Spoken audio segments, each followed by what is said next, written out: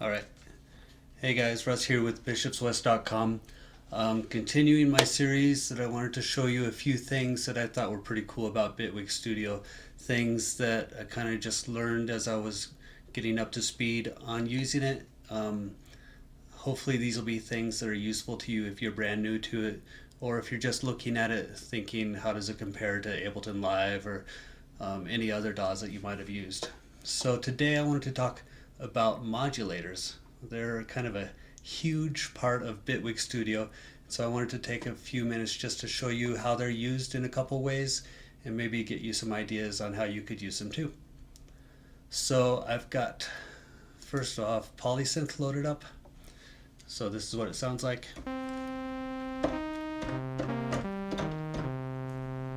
Okay, pretty basic. But just to show you, so when you load in any device into Bitwig Studio, it's going to show up down here in this pane, the device panel, and you can see I've got it right here. In fact, just to show you how you go about loading that up, delete. You can either go here or you've got your browser panel over here on the right. So I'm just going to click Bitwig, get my Polysynth, drag it over there. It's pretty easy. Once I do that, you can see I've got the track. Nothing in it so far, but down here in the device panel, here's my Polysynth. So I play something.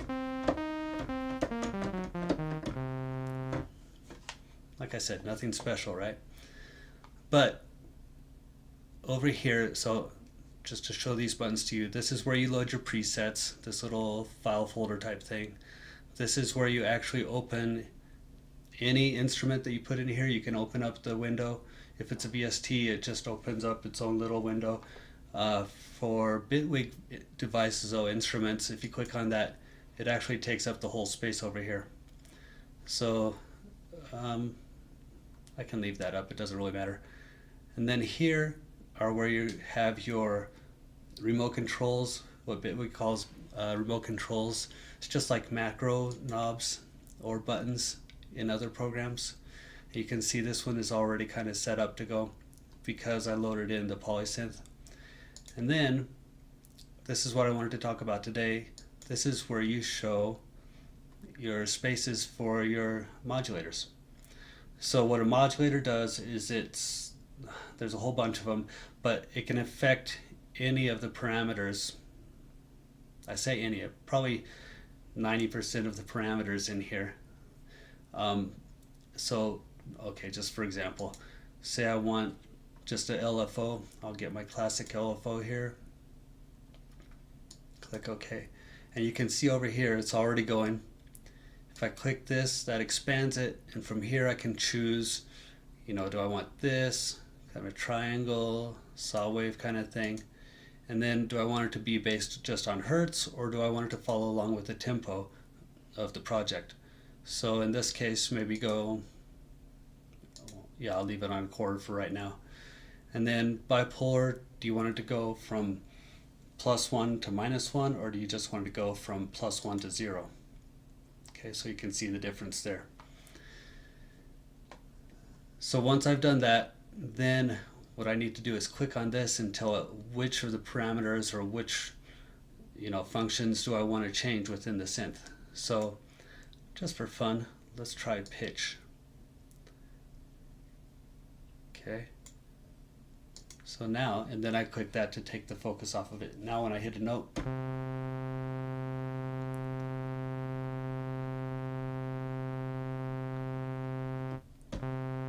oops, because I'm not using that one.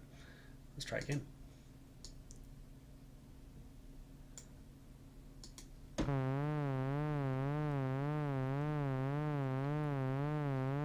Okay.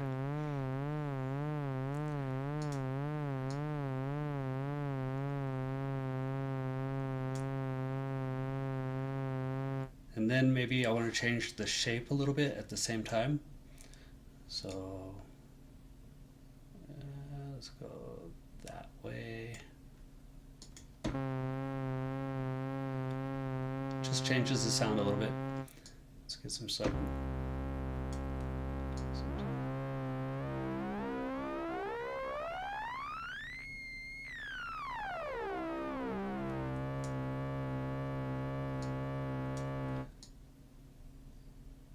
some unison going.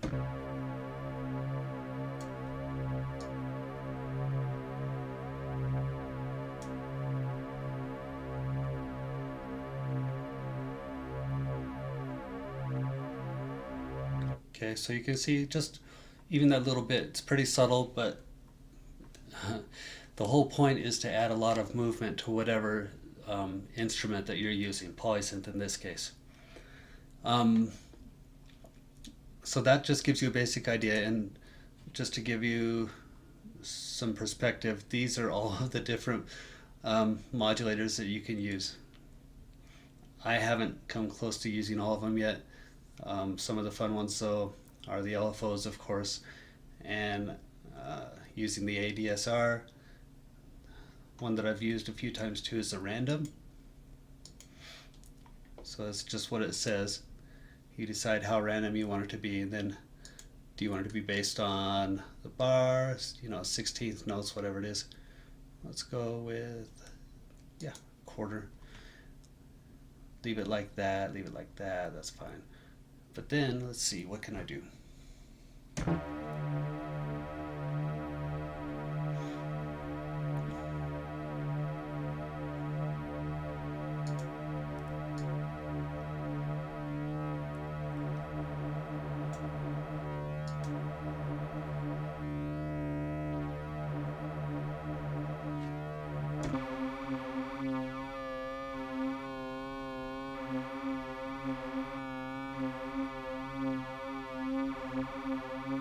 Right.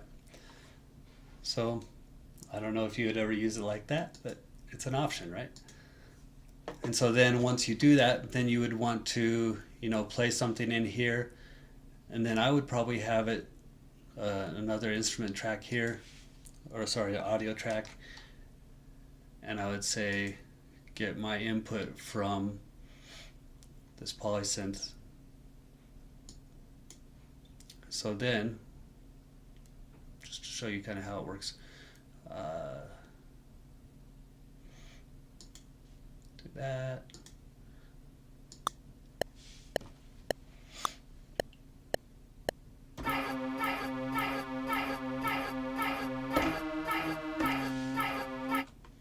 Right. The reason I do that is because rather than having it be random every single time I play this song, that way I've got it printed now to this audio track. I should have.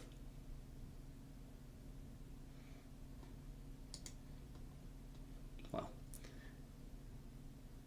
I'll figure that out later. But either way, the idea is, and I know how to do this in Cakewalk Studio, Cakewalk Sonar, but the idea is I don't want it to be random every time. I want to print that to audio so that it's the same every time I play through it, and I know what to expect and how to mix it and everything. I'll figure that out for the next video. Anyways, now the next thing that you heard was, I'm going to mute this because I don't want it right now. I've got a sample in here. So just to let you hear the whole sample. Ladies, please remain seated or standing exactly where you are. Supervise the children, face forward at all times, and enjoy your ride. Okay. Sorry, just a sec here. Just wanted to make sure there's nobody in chat asking anything. So what I've done is I've got this sample from vacation this summer, and I pulled it into the sampler, and then I just put a bunch of, just so you can see, C3 all the way through, quarter notes. And what I'm going to do with that is I'm going to take a modulator. I'm going to use that LFO again. Where's my classic? Throw it in here. And I'm going to set it to beats. Every quarter beat. Yeah, that's fine. Make it not bipolar, turn off the bipolar. And what I'm going to do is adjust this start time.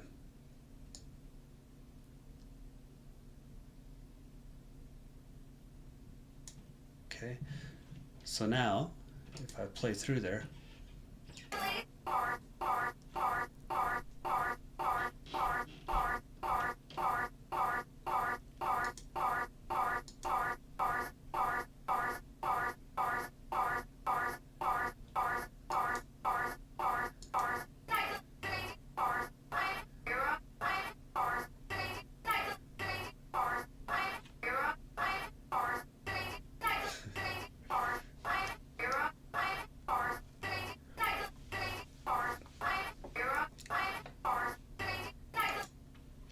So kind of fun. Um, this is useful, like if you've got ballads, like if you take a long sample of a ballad, for example, and just put that in with your music, it can be pretty interesting. Adds kind of a really nice texture to it. In this case, I'd probably use it more because it's a vocal kind of thing. I'd almost use it as a percussive element. So as it's going along, it'll just be playing.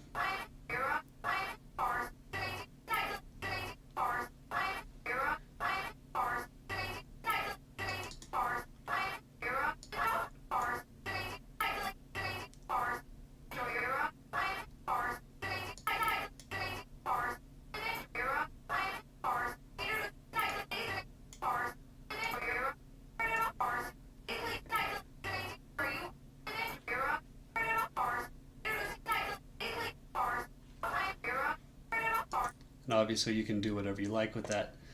Um, yeah, I think that's probably enough to get you an idea of what you can do within Bitwig Studio with modulators. Like I said, there's a ton.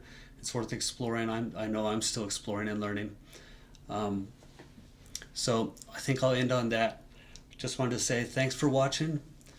Please click a like and a subscribe button down below. And also definitely leave comments, whatever questions you have about Bitwig Studio, about how to do certain things. I'm happy to take a crack at answering them. Pretty good at finding answers and figuring out how to do stuff. Also, like I said yesterday, I've put together a guide of how to get to making music really quickly in Bitwig Studio. Just a few things, a few simple steps that you can do to set it up to accelerate things, so you don't have to worry about getting things set up every time you start up Bitwig Studio. So I've got it on my website, bishopswest.com/Bitwig setup. It's a free download. I just ask you to enter your email, and then you can receive an email with instructions on how to download it. So again, bishopswest.com/Bitwig setup. And I think that's it. Hope you guys have a great day. I'll be back tomorrow with a little bit more.